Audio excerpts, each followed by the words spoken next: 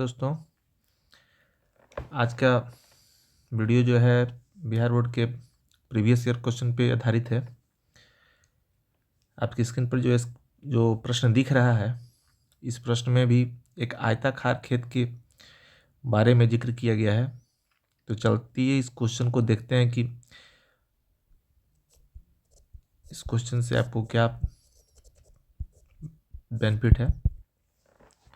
खासकर बिहार बोर्ड के परीक्षार्थियों के लिए प्रश्न है।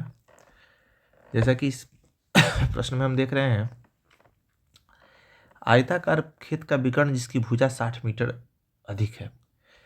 ये प्रश्न कह रहा है कि एक आयताकार खेत है। एक चित्र के द्वारा मैं इसको समझाने का आपको प्रयास कर रहा हूं कि इस आयताकार खेत जिसका नाम ए, बी, सी और डी है, इसका जो विकर्ण यानी जो एक शीर्ष से दूसरे शीर्ष को जो टच कर रही है भुजा, ये है। इसकी लंबाई जो छोटी भुजा एक ए और बी या सी और डी दोनों में से कोई एक है, इससे 60 मीटर अधिक है। तो यदि इसकी भी लंबाई दी नहीं हुई है तो इसको यदि हम x मानते हैं तो ये x प्लस 60 है। और जो लंबी भुजा है वो छोटी भुजा से x प्लस 30 है, यानी 30 मीटर अधिक है। तो ये x है तो ये 30 मीटर अधिक हो गई। अब यदि हम बात करें तो इसको अपनी भाषाओं में यदि इसका हम हल निकालें तो इसको लिख सकते हैं कि माना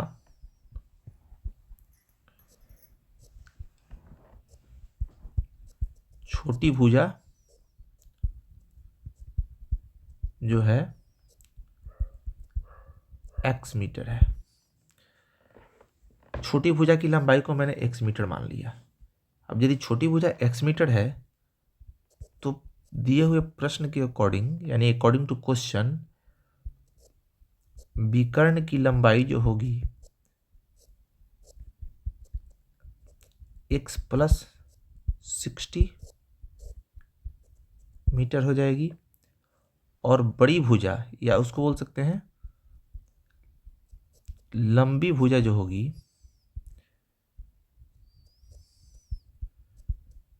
उसकी लंबाई हो जाएगी, छोटी भुजा x से 30 मीटर अधिक है श्रीमान, तो x प्लस 30।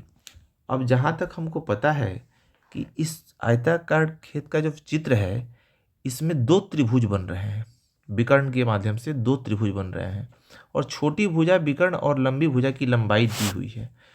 तो खेत की अलग अलग भुजाओं की लंबाई पूछा जा रहा है। अब यदि मैं दिए हुए जो साक्ष्य जो भी दिए हुए हैं उसको देखकर चलें तो मुझे याद आ रहा है कि एक पाइथागोरस प्रमेय होता है गणित में। यदि हम उसका उपयोग करें तो यहाँ लिख रहा हूं मैं पाइथागोरस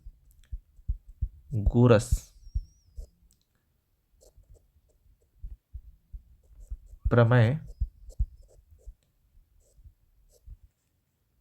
से, पाइथागोरस प्रमेय से क्या है होता है, जो विकर्ण होता है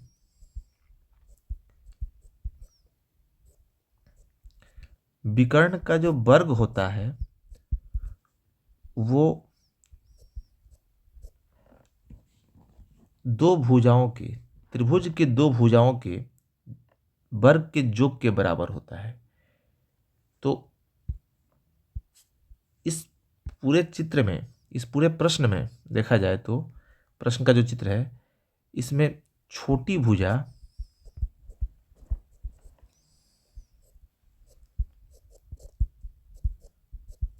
का जो वर्ग है वो बड़ी भुजा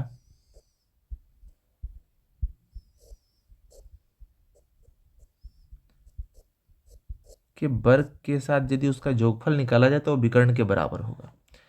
अब विकर्ण की लंबाई पहले से मुझे पता है x प्लस 60 है।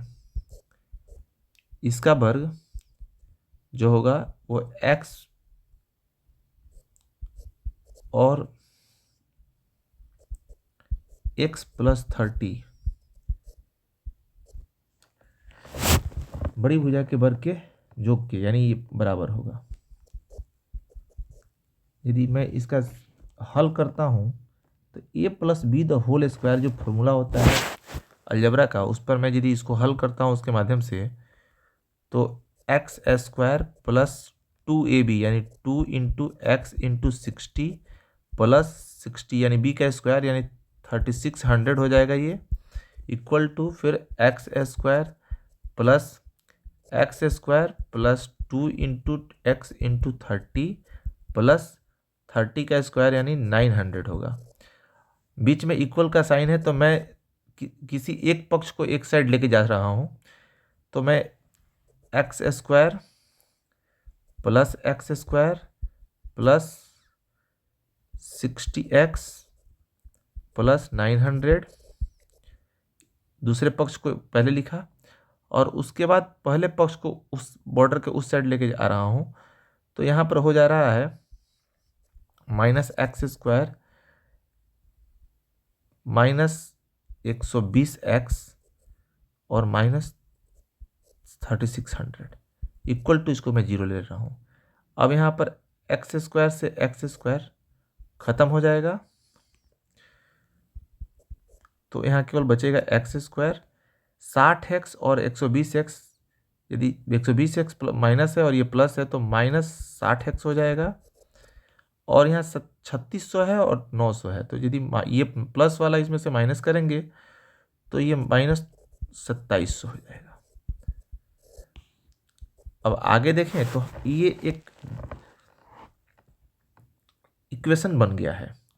इस इक्वेशन में हम देख रहे हैं कि यहाँ 60x है, यहाँ 2700 है, तो हम इस 60x को ऐसे दो नंबर के बीच में, यानी 60 को ऐसे दो नंबर में हम डिवाइड करें ताकि हमारा जोड़ने पर 60 आए और यदि मल्टीप्लाई किया जा रहा है तो 2700 आए। तो आप देख रहे हैं कि यहाँ पर एक्स स्क्वायर माइनस 90x और प्लस 30 यानी 90 और 30 को जोड़ते हैं तो 60 हो जाएगा, और माइनस 90 और 30 को, और यदि माइनस 90 और 30 को गुना करते हैं तो माइनस 2700 हो जाएगा, माइनस 2700 हो गया इक्वल टू 0। अब यहाँ पर x को हम कॉमन लेंगे तो x माइनस 90 और फिर माइनस हो जाएगा 30, तो प्लस 30 हो जाएगा, तो x माइनस 90 इक्वल टू 0। अब यहाँ एक चीज़ और हम देख रहे हैं कि जो x का वैल्यू आ रहा है वो दो वैल्यू आ रहा है, x प्लस 30 आ रहा है और x माइनस 90 टू 0 में एक x का वैल्यू आ रहा है जो माइनस 30 है, और एक जो x का वैल्यू है वो 90 आ रहा है, यानी एक निगेटिव है और एक पॉजिटिव है। तो हमें जो निगेटिव वाला मान है उसको स्वीकार नहीं करना है, उसको हमको छोड़ देना है, क्योंकि जो भी वैल्यू आएगा x का, आयत की भुजा आएगी आयताकार खेत की, वो माइनस में नहीं आएगी। तो x का वैल्यू यदि हम 90 लेते हैं तो छोटी भुजा की लंबाई क्या हो जाएगी, छोटी भुजा की लंबाई हो जाएगी, और बड़ी भुजा क्या हो जाएगी, x प्लस 30 यानी 90 प्लस 30 120 हो जाएगी, 120 मीटर, और ये हो जाएगा 90 मीटर। धन्यवाद मित्र।